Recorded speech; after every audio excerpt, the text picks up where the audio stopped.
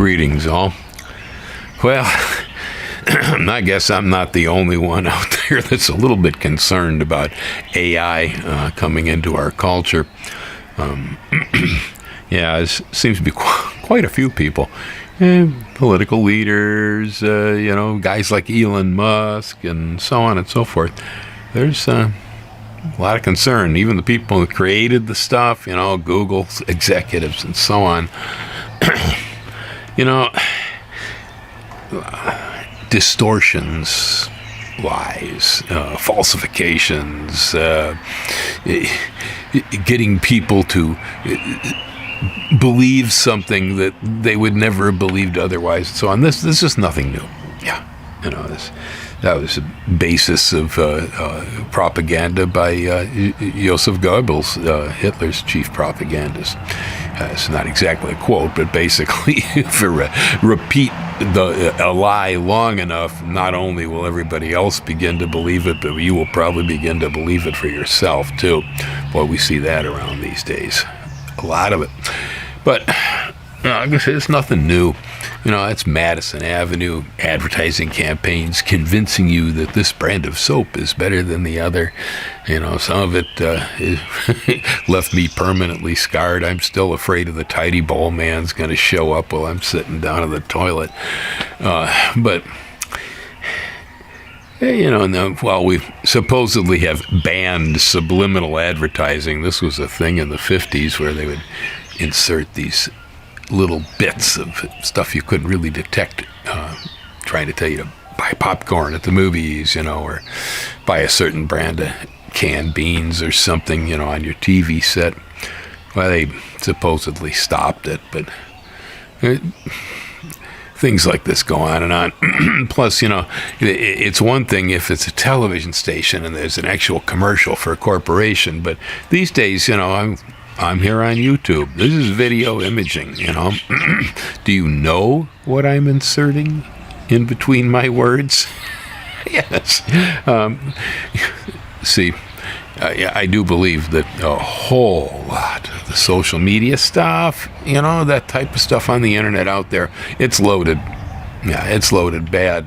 But then we face the day that AI comes on strong, Well, I've noticed it several ways, aside from warnings that the next election will probably be screwed up because they'll have,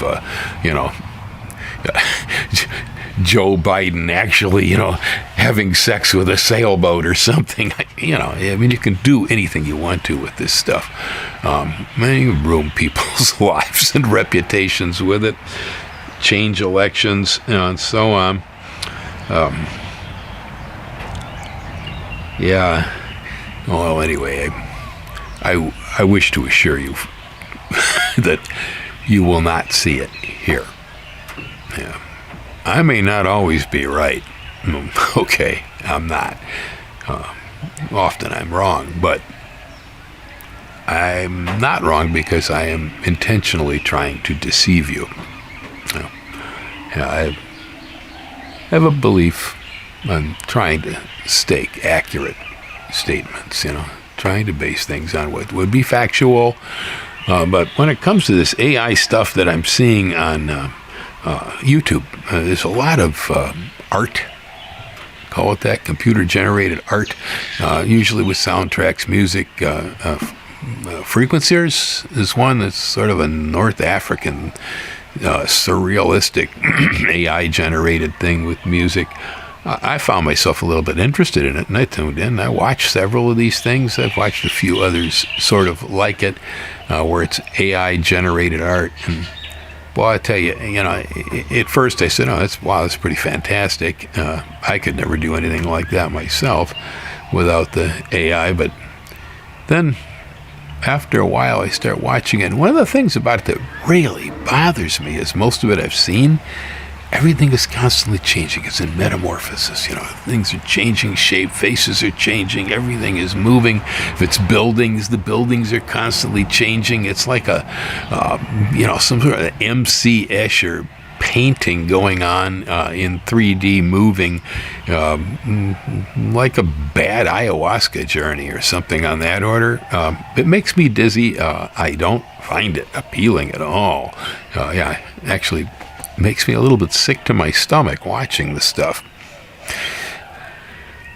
So, my early impressions and experience of AI-generated art is, oh, please, go back to pen and ink or something. I don't find it appealing. Of course, people who grow up with it and go, yeah, this stuff's great, we love it. Oh, is that cool? Boy, is that old-fashioned art clunky. Look at that Mona Lisa over there, kind of idiot. It doesn't even move. Right? Yeah, like that, I guess. But, well, I find it quite troublesome. I have this thing about accurate information, trying to get towards at least what's close to truth. I grew up in the area of Chicago adjacent to Maxwell Street, and anybody, you Chicagoans who are old enough to remember Maxwell Street, maybe you heard Muddy Waters playing down there on the street and so on, but it was the Casbah of the Midwest. I mean, anything went. It's gone now.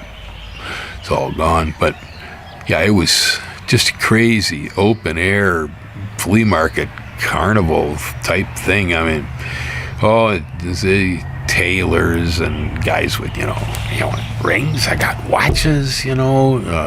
Thieves peddling stuff. Gypsy women. Oh, you have such beautiful hair. Oh, no, imagine that. Oh, come inside. I know what you want. Yeah, right. And her old man's got a club behind the bed. I'll end up with 4 knots, no wallet, and maybe no shoes. Right. Well, you learn to be careful. And you learn not to believe anything. Oh, looks like a good suit. Guess what? It falls apart in a week. Yeah, it sort of looks like a Rolex, but didn't they misspell it? Everything's false. Pretty much. On Maxwell Street, it's all a fake. The only thing I ever saw there that was real was some of the blues musicians in Chicago playing in the street. That was real. But the rest of it's all fake. And it's dangerous. Be careful. I grew up that way. I don't believe anything. See, this is the origins, I guess, of the development. When I say there is nothing here to believe in, it's all hypothetical. Boy, it's going to get to be more and more and more important when they talk about, even being able to screw up our elections by using computer-generated garbage. When it comes to elections, the only thing you have to rely on, really, here, is the past in your memory. I don't know about the rest of you, but I've never elected a Johnny-come-lately. Okay, yeah, people will come running and going, I could solve all your problems. Never been in politics, whatever. I do not elect these people because I don't know who the heck they are. I know nothing about them. They have no background. Most people who've been in politics for a while, there's a track record. This is important. I have never changed a vote on the way into the polls. This has never happened. Why? Because months and months and months ahead of time, maybe years ahead of time, I knew where the vote was going. Why? Because I've been watching that person for a while, and I already have a pretty good idea. And I don't care what kind of disinformation, fake news, or AI-generated garbage comes forward to me. I may not be able to figure out where that came from, or it'll fake me out just as well as it fakes everybody else out. But the one thing I have everything behind me, everything that I know about a candidate.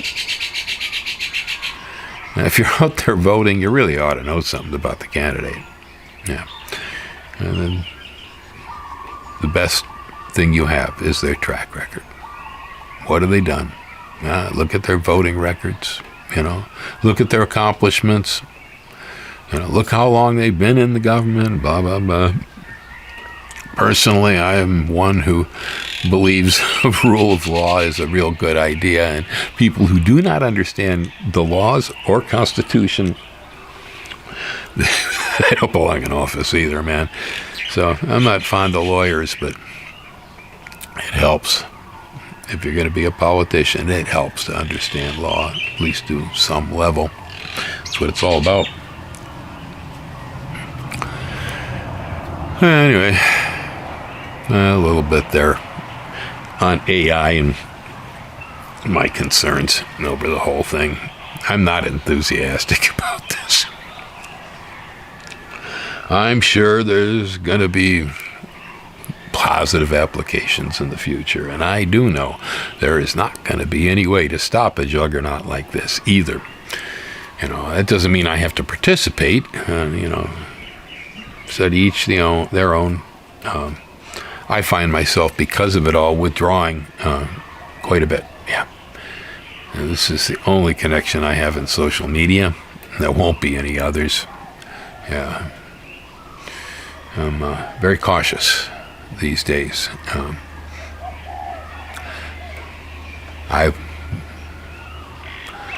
I see smartphone really is gateway into all of this for everybody, and so it's one reason I said no. I want no part of that.